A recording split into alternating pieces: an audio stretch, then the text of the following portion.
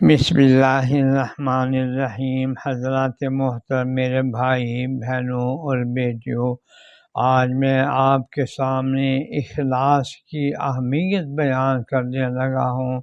حدیث شریف میں ہے کہ جناب رسول اللہ صلی اللہ علیہ وآلہ وسلم نے فرمایا کہ لوگ سب کے سب ہلاک ہونے والے ہیں مگر عالم، اور عالم بھی سب ہلاک ہونے والے ہیں مگر جو عمل کرنے والے ہیں، اور عمل کرنے والے بھی سب ہلاک ہونے والے ہیں مگر مخلصین۔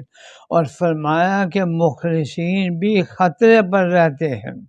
اخلاص کے لفظی معنی ہے خالص کرنا اس چیز سے جس کے بننے کی عادت ہو۔ دودھ وہ خالص ہوتا ہے جس میں پانی نہ ہو۔ دین میں جو اخلاص مطلوب ہے عقیدے کا، عمل اور نیت کا بھی ہے۔ عقیدے کا اخلاص یہ ہے کہ شرک و بدعت سے خالی ہو۔ عمل کا اخلاص یہ ہے کہ غیر اللہ کی نیت داخل نہ ہو۔ اخلاص کے بغیر اللہ تعالیٰ جل شانہ کیا عمل معتبر نہیں ہوتا۔ نفس کی آمیزش ملاوٹ سے خالی ہونا کچھ مشکل کام ضرور ہے مگر ہمت سے کام بنتا ہے۔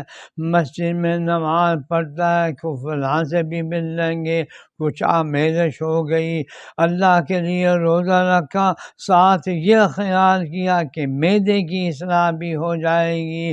حج کا ارادہ کیا، ساتھ سامان خریدنے کی نیت کر لی۔ علم و عمل، تدریس و تبلیغ میں مشہور ہوا، ساتھ یہ سوچا کہ نوکری بھی مل جائے گی۔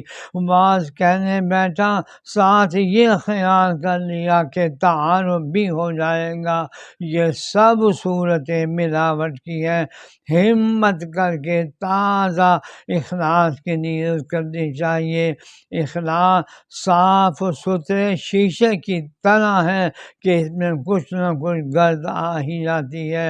ملاوٹ والی مذکورہ بالا صورتوں میں اعلیٰ درجے کا اخلاص نہ رہا، اس لیے ہمیشہ فکر مند اور اس بات اخلاص میں کوشاں رہنا چاہیے۔